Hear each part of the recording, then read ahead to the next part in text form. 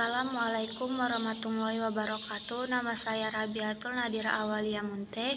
Di sini saya akan menjelaskan tentang paragraf. Paragraf adalah kesatuan kalimat tersusun logis sistematis yang merupakan satu kesatuan ekspresi pikiran yang relevan dan mendukung pikir pokok yang tersirat dalam kesatuan karangan. Adapun pengertian lain, paragraf atau alinea adalah pengelompokan gagasan satu kesatuan yang runtun. Dalam Kamus Besar Bahasa Indonesia, paragraf adalah bagian bab dalam suatu karangan atau biasanya mengandung satu ide pokok dan penulisannya dimulai dengan garis baru. Menurut penulisan beberapa sumber yang memberikan keterangan tentang paragraf, maka dapat disimpulkan bahwa paragraf adalah kesatuan kalimat yang mengandung gagasan yang tersusun secara sistematis yang menyampaikan makna kalimat. Gagasan yang dimiliki suatu paragraf hanya memiliki satu pikiran atau ide pokok. Ide pokok ini merupakan gagasan dari kalimat yang dibuat oleh pengarang.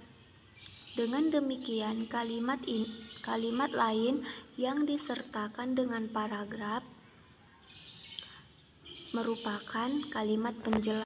B. Struktur paragraf. Yang pertama, posisi paragraf. Sebuah karangan dibangun oleh beberapa bab. 2. Batasan paragraf. Pengertian paragraf ada beberapa pendapat.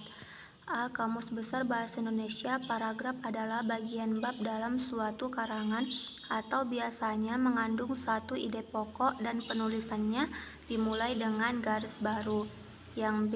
De Cianggi dan A. Dityamartia, paragraf ialah satuan pembagian lebih kecil di bawah sesuatu bab dalam buku.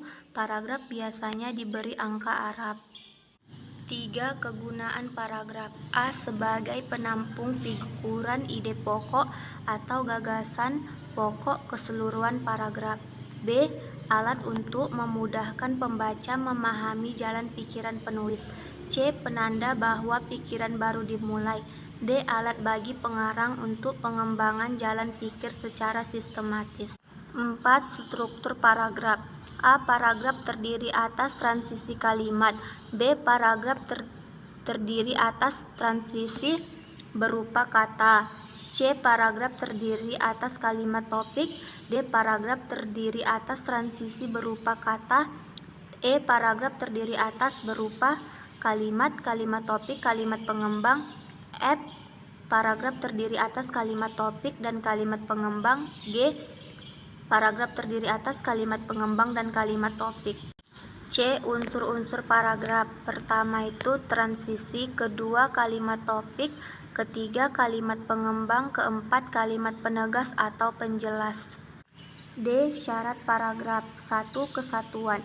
Kesatuan paragraf ialah semua kalimat yang membangun paragraf secara bersama-sama, menyatakan suatu hal atau suatu tema tertentu.